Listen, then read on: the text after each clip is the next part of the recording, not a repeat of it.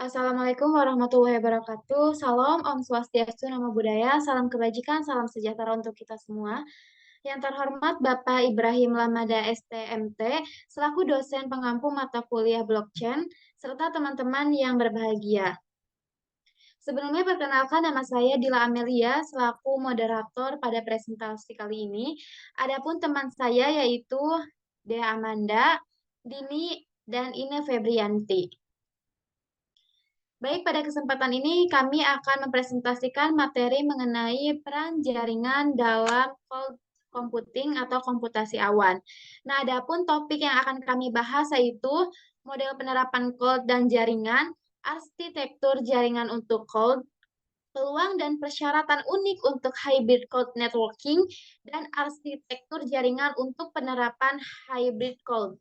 Baik, langsung saja untuk materi pertama akan disampaikan oleh saya sendiri, yaitu mengenai model penerapan cloud dan jaringan. Jaringan berfungsi sebagai penghubung antara pengguna akhir yang menggunakan layanan cloud dan pusat data penyedia yang menyediakan layanan cloud.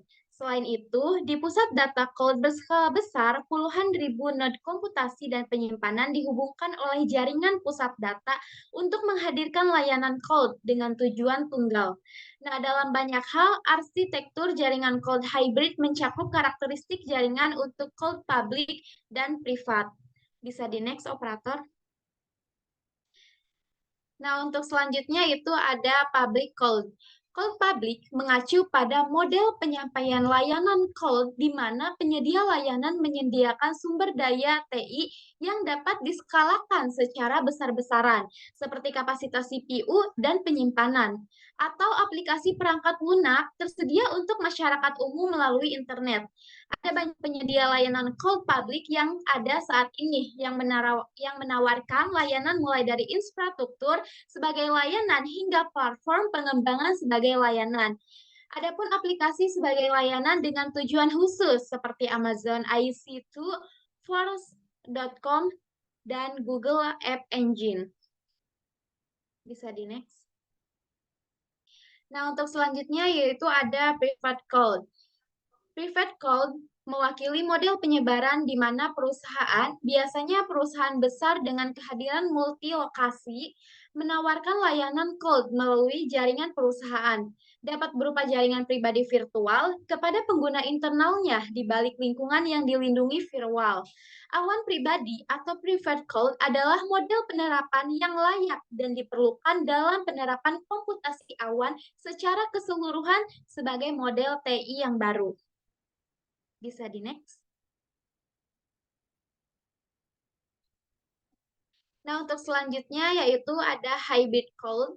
Hybrid cloud adalah gabungan dari layanan public cloud dan layanan private cloud yang memiliki fungsi beragam bagi perusahaan atau bisnis sehingga penggunaannya sangat fleksibel dari public cloud dan private cloud.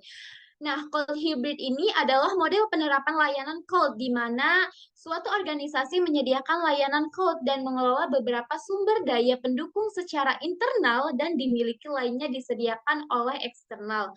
Cloud hybrid akan muncul sebagai model penerapan cloud yang idealnya bagi sebagian besar perusahaan, sehingga dari cloud privat dan publik. Baik, untuk materi selanjutnya akan disampaikan oleh rekan saya Dini, kepadanya dipersilahkan.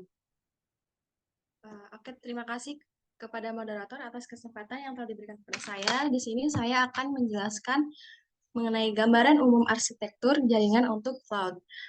Pertama, center network. Data center network dibangun untuk menghubungkan puluhan, terkadang ratusan, hingga ribuan layanan untuk memberikan layanan cloud yang dapat diskalakan secara besar-besaran kepada publik.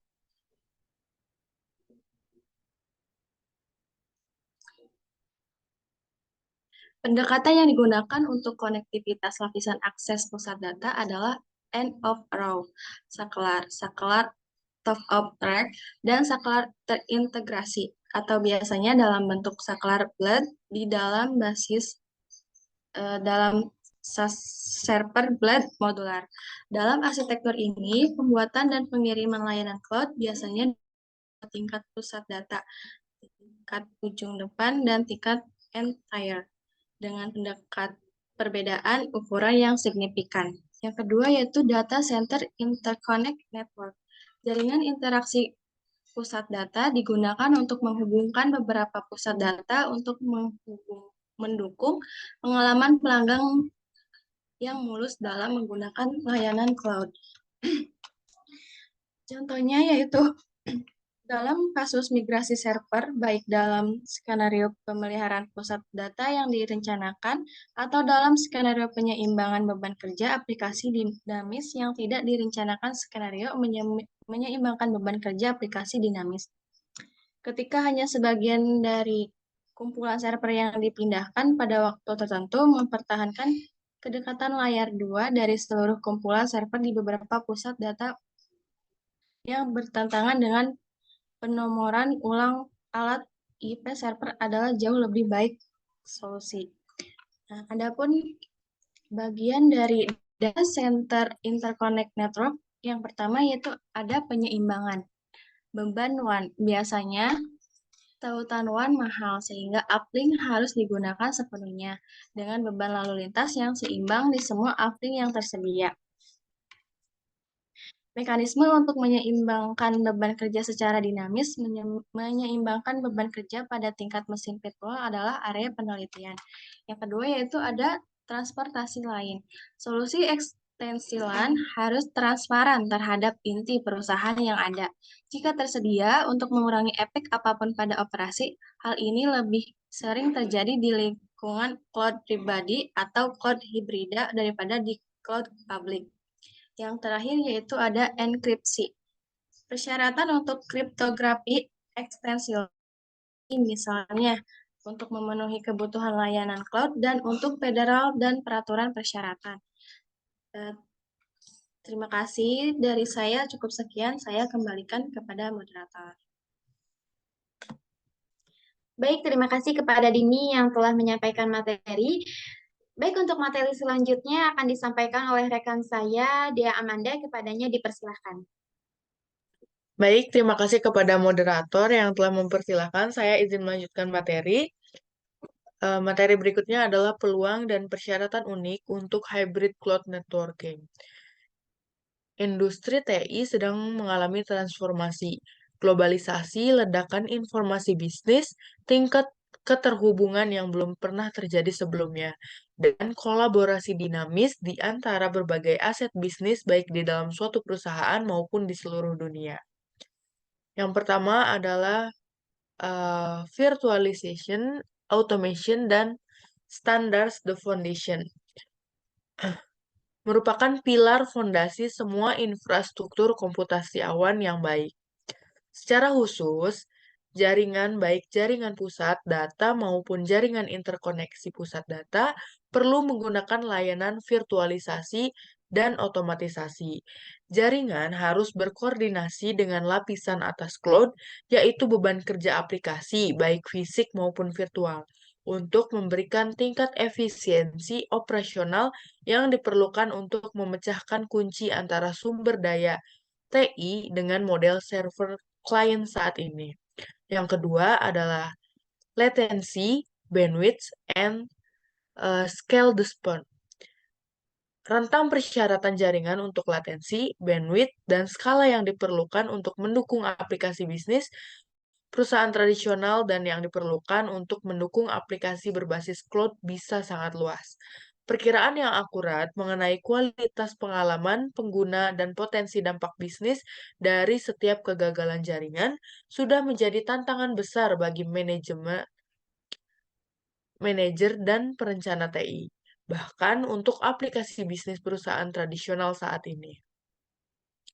Memenuhi tantangan ini sangat penting untuk kualitas pengalaman yang diperlukan agar komunitas pengguna menerima serangkaian layanan standar bersama yang disampaikan melalui cloud. Tanpa penerimaan ini, transportasi pusat data saat ini menjadi lingkungan cloud private atau hybrid dengan infrastruktur dinamis dan bersama yang diperlukan untuk mengurangi total biaya kepemilikan akan jauh lebih sulit. Beberapa pengguna mungkin memilih untuk menyiasati TI dengan mencoba memanfaatkan layanan dari cloud public tanpa integrasi yang tepat dengan TI dan proses bisnis yang ada, sehingga dapat menimbulkan dampak negatif yang signifikan terhadap bisnis mereka. Yang ketiga, ada security, resiliensi, dan service management the superstruktur. Seperti suprastruktur yang menjamin integritas desain jembatan, elemen lingkungan komputasi awan, keamanan, ketahanan, dan manajemen layanan memastikan integritas desainnya. Secara khusus, modifikasi ini dapat dilakukan melalui penyediaan yang diprakarsai oleh operator melalui sistem manajemen layanan untuk menerapkan kontrol langsung pada layanan jaringan, atau melalui teknologi jaringan pintar yang juga dapat mengadaptasi layanan secara otonom atau dapat menyesuaikan diri. Selain itu, manajemen layanan jaringan dan teknologi jaringan cerdas harus terintegrasi erat dengan keseluruhan manajemen penyampaian layanan cloud, sehingga perubahan yang diperlukan oleh lapisan atas tumpukan cloud dalam sumber daya jaringan dapat dilakukan oleh manajemen layanan jaringan untuk teradaptasi secara mandiri dan otomatis. Sekian penyampaian dari saya. Saya kembalikan kepada moderator. Baik, terima kasih kepada Dea Amanda yang sudah menyampaikan materi. Untuk yang terakhir akan disampaikan oleh rekan saya, Ina Febrianti. Oke, terima kasih moderator atas kesempatannya. Saya izin melanjutkan materi selanjutnya, yaitu tentang arsitektur jaringan untuk penerapan hybrid cloud.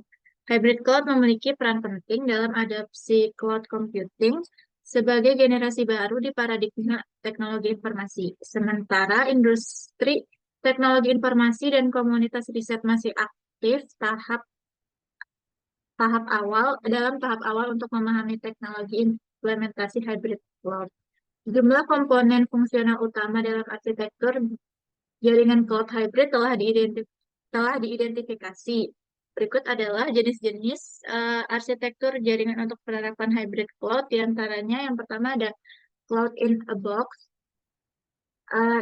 Cloud in a box atau kadang-kadang juga disebut sebagai cloud cell adalah platform pengiriman layanan yang telah terintegrasi, telah dipaketkan dan bersifat mandiri yang dapat digunakan dengan mudah dan cepat untuk menerapkan pusat private cloud atau private cloud center. Yang kedua itu ada network service node, di mana sebuah node layanan jaringan adalah unit logis atau fisik yang menyediakan layanan jaringan layer 4 untuk mendukung penyebaran layanan cloud. Tujuannya untuk menyediakan banyak layanan jaringan yang sama dan fitur yang digunakan dalam akses tradisional di lapisan akses yang menyadari virtualisasi yang baru. Selanjutnya ada data center network dan data center interconnect network. Data center network itu dibangun untuk menghubungkan puluhan atau bahkan ratusan ribu server untuk memberikan layanan cloud yang sangat dapat diskalakan kepada publik. Kemudian ada data center interconnect network digunakan untuk menghubungkan beberapa pusat data untuk mendukung pengalaman pelanggan layanan cloud yang lancar. Selanjutnya ada manajemen arsitektur jaringan. Manajemen arsitektur jaringan di hybrid cloud adalah bagian dari keseluruhan sistem manajemen cloud secara keseluruhan. Topik utama meliputi manajemen sistem fisik dari infrastruktur jaringan di cloud hybrid dan aspek pengelolaan virtualisasi, aspek manajemen yang menjangkau seluruh jalur jaringan, mulai dari saklar Ethernet yang tertanam di hypervisor, melalui saklar akses dan inti di jaringan pusat data, dan di seluruh jaringan interkoneksi pusat data, serta sebagai modul layanan jaringan di sepanjang jalur jaringan. Sekian materi yang dapat saya sampaikan. Saya kembalikan ke moderator. Baik, terima kasih kepada Ina Febrianti yang telah menyampaikan materi. Terima kasih semua kepada teman-teman saya. Baik, untuk selanjutnya saya akan menyampaikan kesimpulan. Untuk kesimpulan dari materi kali ini yaitu, dalam banyak hal, mendukung komputasi awan merupakan evolusi alami untuk jaringan IP. Domain layer 2 dalam jaringan pusat data menjadi lebih luas, lebih rata, dan sadar akan virtualisasi. Jaringan interkoneksi pusat data dan layanan jaringan layer 4 menjadi sadar virtualisasi dan dapat beradaptasi sendiri keamanan, kinerja, dan batasan SLA. Mobilitas mesin virtual dan elastisitas layanan cloud tidak hanya pusat data, akan tetapi juga melalui jaringan metro atau WAN di beberapa pusat data. Untuk layanan inti dengan data bisnis penting, jaringan pribadi dalam cloud hybrid dapat memberikan kontrol penuh atas keamanan jaringan, kinerja, manajemen, dan lainnya. Sisi publik dari cloud hybrid memberikan kemampuan untuk memperluas jangkauan perusahaan. Baik, sekian presentasi dari kami. Terima kasih kepada Bapak Ibrahim Lamanda STMT yang telah menemani jalannya presentasi pada kali ini. Terima kasih kepada rekan-rekan saya yang telah menyampaikan materi. Terima kasih kepada teman-teman yang sudah menonton video ini dan menyimak materi dengan baik. Sekian dari kami. Apabila ada salah kata, mohon dimaafkan. Wassalamualaikum warahmatullahi wabarakatuh.